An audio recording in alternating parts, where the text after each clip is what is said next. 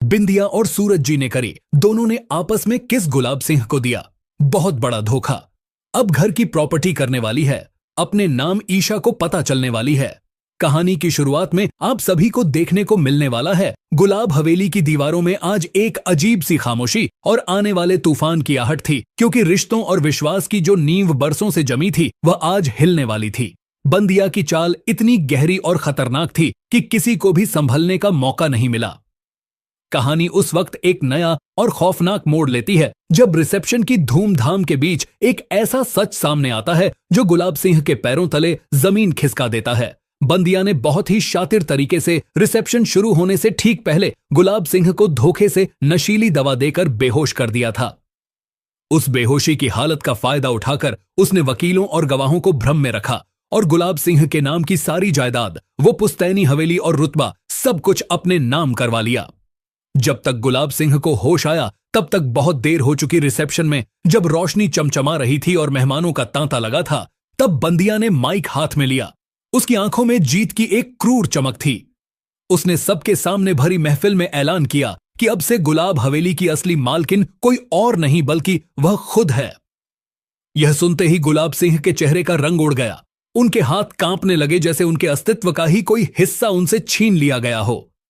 ईशा जो कोने में खड़ी यह सब देख रही थी, उसे तुरंत समझ आ गया कि बंदिया ने सिर्फ प्रॉपर्टी नहीं हथियाई है, बल्कि उसने एक बहुत बड़ा खेल खेला है जिसका अंजाम बहुत बुरा होने वाला है।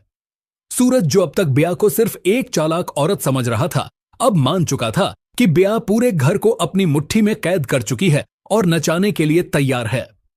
ब्या का वार सीधा ईशा के रिश्ते और मानसिक शांति पर था। समारोह में बंदिया ने अपनी क्रूरता की हद पार करते हुए गुलाब सिंह की आंखों में देखकर कहा कि अब इस घर के फैसले वही लेगी और उसके फैसलों के आगे खुद गुलाब सिंह को भी झुकना पड़ेगा। यह देखकर सूरज और ईशा दोनों सन्न रह गए। सूरज महसूस कर रहा था कि ब्याह का असली मकसद सिर्फ दौलत नहीं, बल्कि इस परिवार को तोड़ना और ईशा को बर्बाद करना है। ईशा जान चुकी थी कि हवेली में अब जो तूफान आया है वह आसानी से थमने वाला नहीं है। दोस्तों, अगर आप ईशा के फैन हैं और चाहते हैं कि वह इस मुश्किल से निकल जाए तो अभी चैनल को सब्सक्राइब करें और ईशा का साथ दें। अगली सुबह का सूरज एक नई मुसीबत लेकर आया। बंदिया का बदला अभी पूरा नहीं हुआ था। वह ईशा को मानसिक रूप से तोड़ना चाहती थी, इसलिए उसने ईशा को अपनी पगब फेरे की रस्म की दावत में बुलाने का फैसला किया। यह दावत सिर्फ एक बहाना थी। असल में वह ईशा को अपनी नई ताकत का एहसास दिलाना चाहती थी। ब्या ने ईशा के फोन पर कॉल किया। संजोग से फोन सूरज के पास था। जैसे ही सूरज ने स्क्रीन पर बंदिया का नाम देखा, उसका खून खौल उठा। उसने फोन उठाया और गुस्से में बंदिया से बात करनी चाही, लेकिन ब्या तो पहले से ही तैयार थी। उसने चालाकी से फोन गुलाब सिंह के हाथ में थमा दिया। उधर से गुलाब सिंह की भारी और मजबूर आवाज आई। उन्होंने सूरज से कहा कि उसे और ईशा को दावत पर आना ही होगा। सूरज जानता था कि यह गुलाब सिंह के शब्द नहीं बल्कि बंदिया की धमकियां बोल रही हैं, लेकिन सूरज कभी भी अपने पिता समान गुलाब सिंह की बात नहीं टालता था। उसने भारी मन से हां कर दी, लेकिन जब यह बात ईशा तक पहुंची तो उसका सब्र जवाब दे गया। उसने साफ इनकार कर दिया। सूरज, मैं उस औरत के घर नहीं जाऊंगी जिसने हमारे परिवार को बर्बाद कर दिया। मैं वहां अपमानित होने नहीं जाऊंगी। सूरज भी ईशा की हालत समझ रहा था, लेकिन वह वचन दे चुका था। तभी वहां ताईमा आ गई। ताईमा ने ईशा को समझाया कि बेटा, यह सिर्फ बिंदिया की बात नहीं है, यह समाज और रस्मों की बात है। अगर तुम नहीं गई तो बातें बनेंगी और ब्याह को और मौका मिलेगा हमें नीचा दिखाने का। ईशा ताईमा की बात कभी नहीं टालती थी, इसलिए न चाहते हुए भी उसे अपनी जिद छोड़नी पड़ी। वह दावत में जाने के लिए तैयार होने लगी, लेकिन उसके दिल में एक अजीब सी घबराहट थी, जैसे कुछ बहुत गलत होने वाला है।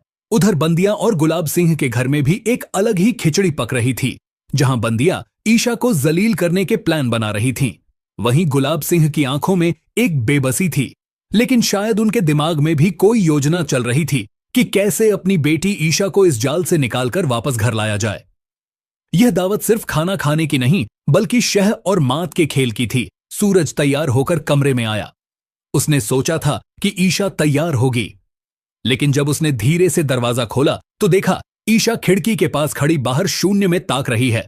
उसके चेहरे पर एक गहरी उदासी और थकान थी। सूरज ने उम्मीद भरी निगाहों से उसे देखा और नरमी से कहा ईशा जी, आपको तैयार होना चाहिए, हमें देर हो रही है, आज दावत पर जाना जरूरी है। ईशा ने पलकें झपकाईं लेकिन सूरज की तरफ मुड़कर नहीं देखा। उसकी आवाज में एक अजीब सी कमजोरी थी।